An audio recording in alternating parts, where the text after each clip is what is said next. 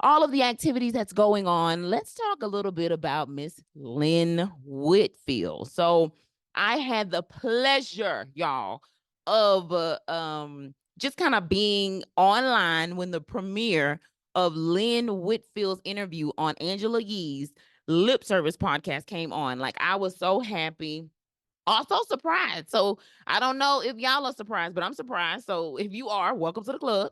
In the interview, Lynn talks about how she got into Hollywood, her 2 marriages, so she was married twice, the power it takes being a pole dancer.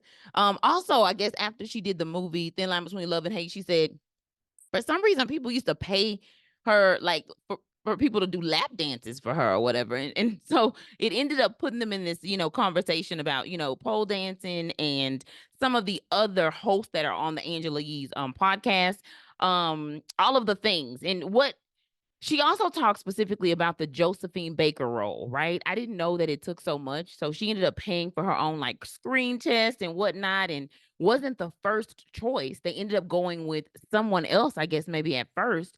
And then, going with actually Lynn. And then Lynn was kind of like, look, okay, if I'm coming back, y'all have what made me stand around like all this time, like, please, So she did like the thing where she kind of set her own rules after sort of being the second choice for it, but she did a great job.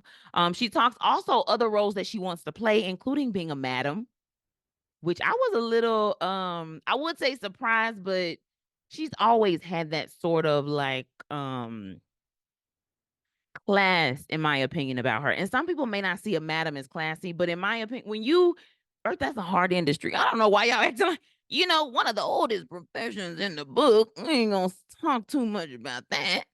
But I will say I can see Lynn playing the role of a madam. And it took the conversation into the direction of honestly writing. Okay. So I think it was Angela Yee who mentioned, like, why don't you write that story? Like, why don't you, like put that out there? And I love that. I love encouraging women to write their own stories, to put their, to be the director, to be the producer. Do not be afraid. She also talks about wanting to be in some sort of like maybe galactic kind of type of a role, which I can definitely see some, that outer space sort of like the Jetsons. The Jetsons. I mean, the Jetsons, y'all had me thinking we was gonna be flying around in cars by now. Now I know they talk about having the flying car, but I thought that was gonna be back in like the year 2000, right before, right after the 99.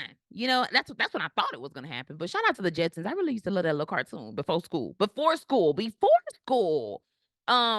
although I was shocked as hell to see Lynn on the show, I was happy that I caught it live and did a little bit of putting information in the comments, because I'm all about that. Like, that's one of the things, y'all, I love about YouTube is the ability to be able to sort of be along with the personality or with the premiere or with the live, whatever it is that the content creator is putting out, just to kind of be one with that, especially, and when it's live, it definitely feels like, oh, is this?